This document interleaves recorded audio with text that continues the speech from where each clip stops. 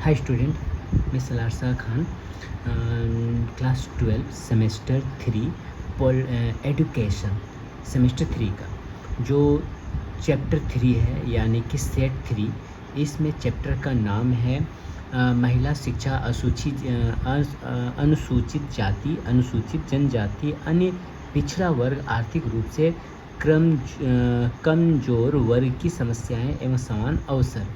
यानी कि देखा जाए इकाई 1 जो है स्वतंत्र उत्तर भारत की शिक्षा प्रणाली, ठीक ना। तो इसमें जो MCQ टाइप क्वेश्चन है आज हम लोग उसको पढ़ेंगे, जो बहुत ही इम्पोर्टेंट है एडुकेशन का चैप्टर 3 यानी कि सेट 3, जिसमें इंग्लिश और हिंदी दोनों वर्सन है। इसलिए आप लोग इस नोट्स को जल्द से जल्द नोट्स कर लें या इसे स्क्रीनशॉट ले लें, या आपको किसी भी सब्जेक्ट का PDF चाहिए तो मेरे इस नंबर पर कांटेक्ट करें या व्हाट्सएप में मैसेज करें कि मुझे इस सब्जेक्ट का PDF चाहिए। तो आप लोग को उस PDF जो है, और जो भी सब्जेक्ट का PDF चाहिए उस PDF जो आप लोग को मिल जाएगा। तो हम लोग आज पढ़ते हैं MCQ टाइप क्वेश्चन सेमेस्टर 3 का। पहला क्वेश्चन है, भारतीय संविधान का कौन सा अनुच्छेद समान अवसर की गारंटी देता है? तो आंसर होगा अनुच्छेद 16। महिला शिक्षा को बढ़ावा देने हेतु बेटी बचाओ बेटी पढ़ाओ योजना किस वर्ष शुरू की गई थी? 2015, यानी कि मोदी द्वारा। अनुसूचित जातियों और अनुसूचित जनजातियों के लिए आरक्षण किस अनुच्छेद के अंतर्गत है? तो अनुच्छेद 15, ठीक। राष्ट्रीय शिक्षा वर्ग पिछड़ा वर्ग आयोग की स्थापना कब हुई? 1993 ईस्वी में। आर्थिक रूप से कमजोर वर्ग को आरक्षण कब लागू किया गया? 2019 में। महिला शिक्षा में असमानता का प्रमुख कारण क्या है? आंसर होगा सामाजिक व सांस्कृतिक रूढ़ियाँ। अनुसूचित जनजातियों की प्रमुख समस्या क्या है? तो आंसर होगा विस्थापन और शिक्षा में कमी। नेक्स्ट क्वेश्चन, संविधान का कौन सा अनुच्छेद शिक्षा का अधिकार प्रदान करता है? तो अनुच्छेद 221A। महिला सशक्तिकरण के लिए सुकन्या समृद्धि योजना कब शुरू की गई? 2015 में। पिछड़ा वर्ग शब्द का उल्लेख पहली बार किस आयोग की रिपोर्ट में हुआ था? आंसर होगा काका कालेलकर आयोग। अनुसूचित जातियों और जनजातियों के लिए पिछड़ा वर्ग आयोग का गठन किसने किया? भारत सरकार ने। महिला की शिक्षा के लिए सर्व शिक्षा अभियान का कब आरंभ हुआ? तो 2001 में। महिला शिक्षा को बढ़ावा देने हेतु कस्तूरबा गांधी बालिका विद्यालय योजना कब शुरू हुई? 2004 में। अनुसूचित जाति के उत्थान हेतु डॉक्टर भीमराव अंबेडकर ने किस आंदोलन की शुरुआत की थी? तो दलित आंदोलन की। 50 नंबर क्वेश्चन है, अनुसूचित जनजाति के लिए वन अधिकार अधिनियम कब लागू हुआ? 2006 ईस्वी में। आर्थिक रूप से कमजोर वर्ग के लिए कितने प्रतिशत आरक्षण निर्धारित किया गया है? 10%। अनुसूचित जातियों की सामाजिक समस्या मुख्य किस प्रथा से जुड़ी है? आंसर होगा छुआछूत। राष्ट्रीय महिला आयोग की स्थापना कब की गई? 1992 ईस्वी में। संविधान में समान वेतन का प्रावधान किस अनुच्छेद में है? अनुच्छेद 39D में। OBC के राष्ट्रीय सूची कौन तैयार करता है? भारत सरकार। महिलाओं के लिए महिला शक्ति केंद्र योजना कब शुरू हुई? 2017 में। अनुसूचित जनजाति के आरक्षण कितने प्रतिशत है? 705%। राष्ट्रीय शिक्षा पिछड़ा वर्ग आयोग यानी कि NCBC को संवैधानिक दर्जा किस वर्ष मिला? 2018 में। महिला शिक्षा में सबसे कम दर किस समुदाय में देखी जाती है? अनुसूचित जनजाति।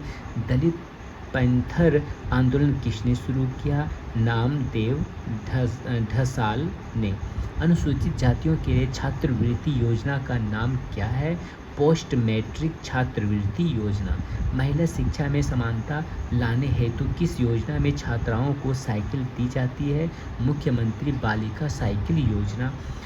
नेक्स्ट क्वेश्चन है, समान अवसर आयोग की सिफारिश किसने की थी? सच्चर समिति ने। आर्थिक रूप से कमजोर वर्ग प्रमाण पत्र किसे जारी किया जाता है?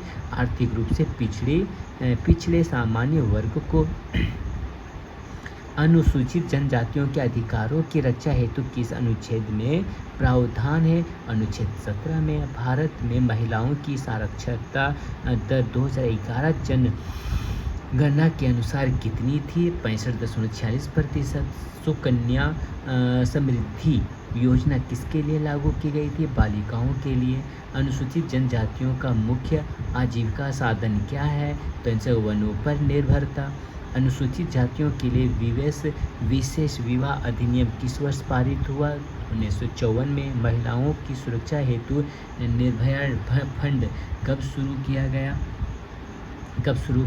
2013 में। संविधान में महिलाओं के लिए समान अधिकार को उल्लेख किस अनुच्छेद में है? अनुच्छेद 14 में। अन्य पिछड़ा वर्ग का आरक्षण कितने प्रतिशत है? 27% है। अनुसूचित जातियों और जनजातियों के आरक्षण किस अनुच्छेद में तहत प्राप्त है? तो अनुच्छेद 330 और 332 में।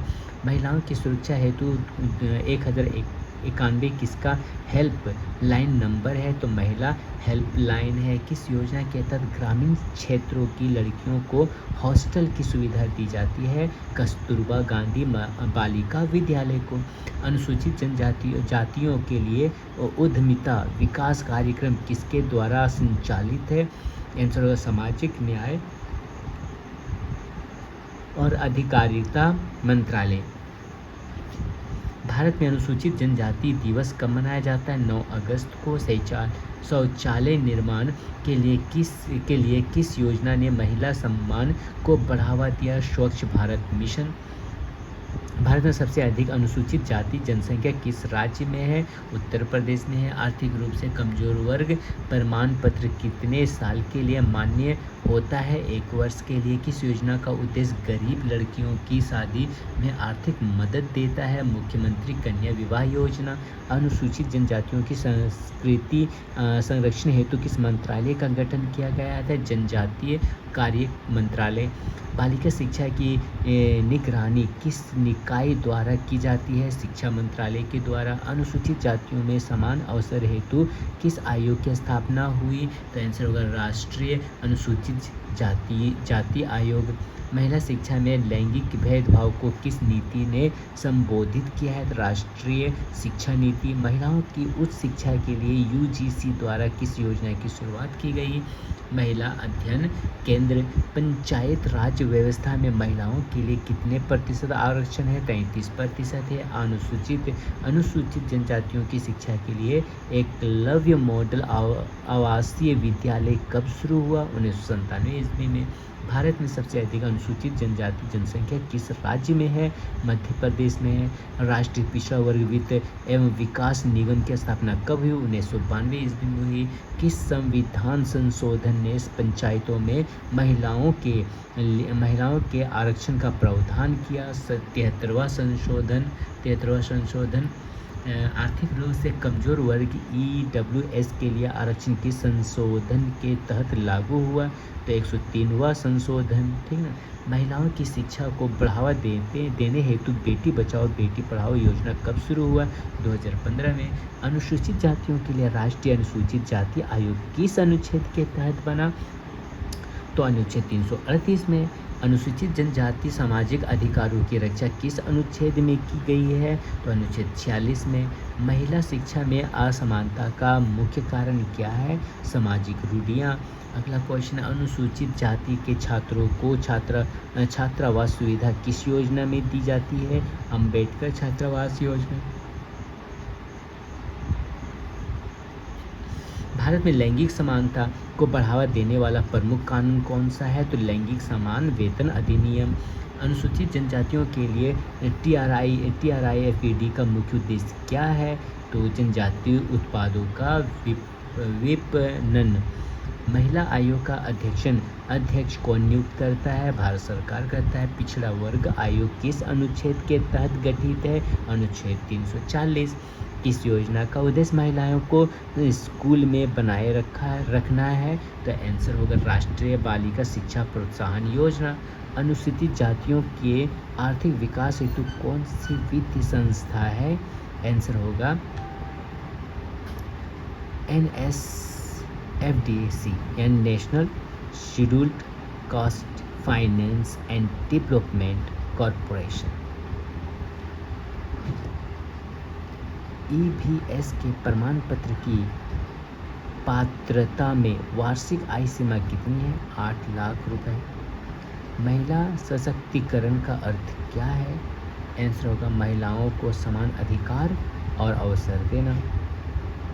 अनुसूचित जातियों और जनजातियों का आरक्षण कितनी अवधि के लिए था? 10 वर्ष। आर्थिक रूप से कमजोर वर्ग किस वर्ग के अंतर्गत आता है? सामान्य वर्ग। महिला शिक्षा में लैंगिक समानता हेतु किस अंतर्राष्ट्रीय दिन को मनाया जाता है? अंतर्राष्ट्रीय महिला दिवस। नेक्स्ट क्वेश्चन है, अनुसूचित जातियों की सुरक्षा हेतु कौन सा अधिनियम लागू है? अत्याचार निवारण अधिनियम। किस नीति में महिला सशक्तिकरण का विशेष उल्लेख है? राष्ट्रीय महिला नीति। अनुसूचित जनजातियों के कल्याण का प्रमुख साधन क्या है? वन अधिकार। अनुसूचित जातियों के सामाजिक विकास हेतु सबसे पहले किसने प्रयास किया? डॉक्टर भीमराव अंबेडकर। बालिकाओं के उच्च शिक्षा हेतु कौन सी योजना लागू है? पोस्ट मैट्रिक छात्रवृत्ति योजना। अनुसूचित जनजातियों के लिए विशेष बजट क्या कहलाता है? TSP। पिछड़ा वर्ग का सामाजिक और आर्थिक सर्वेक्षण कब हुआ? 1980 ईस्वी में मॉडल आयोग द्वारा। ठीक। महिला सशक्तिकरण का प्रतीक कौन सी योजना है? आंसर होगा बेटी बचाओ बेटी पढ़ाओ। अनुसूचित जनजातियों के लिए विशेष रोजगार योजना क्या है? वन बंधु कल्याण योजना। पिछड़ा वर्ग कल्याण हेतु कौन सी केंद्रीय योजना है? पिछड़ा वर्ग छात्रवृत्ति योजना। महिला सुरक्षा हेतु किस कानून में संशोधन हुआ? आपराधिक कानून अधिनियम। महिला शिक्षा के विकास में सबसे प्रभावशाली माध्यम क्या है? जागरूकता अभियान। तो इस तरह से आप लोग का जो है ये 85 क्वेश्चन चाहे सेमेस्टर 3 मतलब सेमेस्टर 3 का सेट 3 जो है इस तरह का एक क्वेश्चन जो है वो कंप्लीट हो गया। तो इसलिए आप लोग इस वीडियो को जल्द से जल्द नोट डाउन कर लें या स्क्रीनशॉट ले लें, और या किसी सब्जेक्ट का आपको PDF चाहिए तो मुझे इस नंबर पर कांटेक्ट करें और PDF के लिए रिक्वेस्ट कर सकते हैं, जो मैं आपको सारा PDF भेज दूंगा। तो इस तरह से आप लोग जल्द से जल्द इस चैप्टर सबको जो है याद कर लीजिए, क्योंकि बहुत ही नज़दीक अब जो है एग्ज़ाम MCQ आने वाला है। इसके बाद मैं आप लोगों का सेमेस्टर 4 का लॉन्ग क्वेश्चन का तैयारी कराऊंगा, इसलिए आप लोग जल्दी से जल्दी से कंप्लीट कर लें। तो आज का वीडियो यहीं पर, नेक्स्ट वीडियो मिलते हैं हम लोग नेक्स्ट चैप्टर के साथ। Okay bye.